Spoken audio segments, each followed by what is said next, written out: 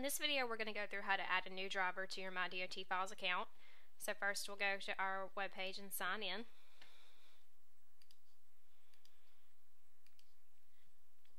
And this will bring you to your home page. This is the home page for our mock company, Training Wheels Trucking.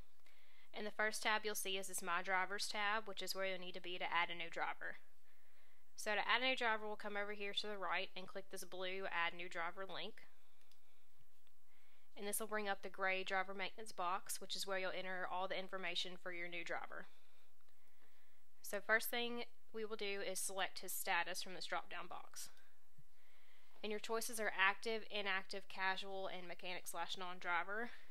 For somebody new that you're entering, you're going to either select active, casual, or mechanic/non-driver. Inactive would be for somebody who's no longer with you, and you would come back and change their status to inactive after they've left. So we will select active, and then it's going to ask for employee ID. This is company specific, so if your company uses employee IDs, you can enter it right here. If you don't use employee IDs, and you can just leave this blank. So we'll enter an employee ID, and then you're going to enter your driver's last name, and then their first name, and a middle initial. Okay, next you have a box for job title, and this is company specific, so whatever titles you use at your company is what you would enter here. For us, we're going to enter driver, but it can be whatever you want to use. Same thing with job type, company specific, whatever you use at your company is what you'll enter in this box. So it can be anything like local, flatbed, long haul, mechanic, anything you want to use in this box. So we'll put flatbed. And next you have the option to enter their email. This is not mandatory, so if you don't want to enter an email, you don't have to, so we'll skip that. And next we're going to enter their birth date.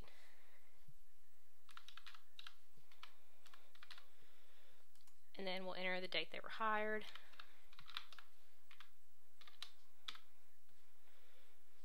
And then you have a box for termination date, which is something that you would come back in and edit once a driver has been terminated. And in this space, you can enter any notes about the driver that you may find necessary, but this is another optional field, so you can leave it blank if you want to. Okay, next we'll need to enter their driver's license information, starting with the date. The state that they are licensed in. So we'll enter that. And then their driver's license number. And next we'll come down here and select what type of license they have. So for ours we'll select CDL Class B. And then next you have driver's license expiration date, but as you can see I can't click or type anything into this field.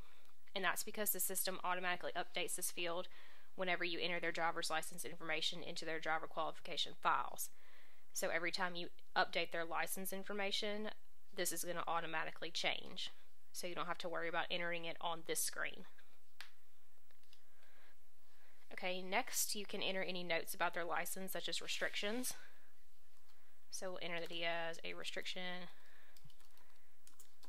and it's corrective lenses.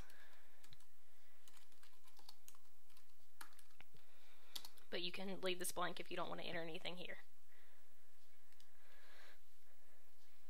Okay, and down here we have customized fields for this company. We can add up to 10 customized fields for your company, and it can be any 10 items that you want. For this company we've added location, forklift certified, union member, and state of residence. And it'll come with these pre-populated drop-down boxes with all your information in it. So we will select his location first. We'll select whether he's forklift certified or not, if he's a union member, and his state of residence. And once again, you can upload, or we can add up to 10 of these for your company, and it can be in any 10 fields that you want.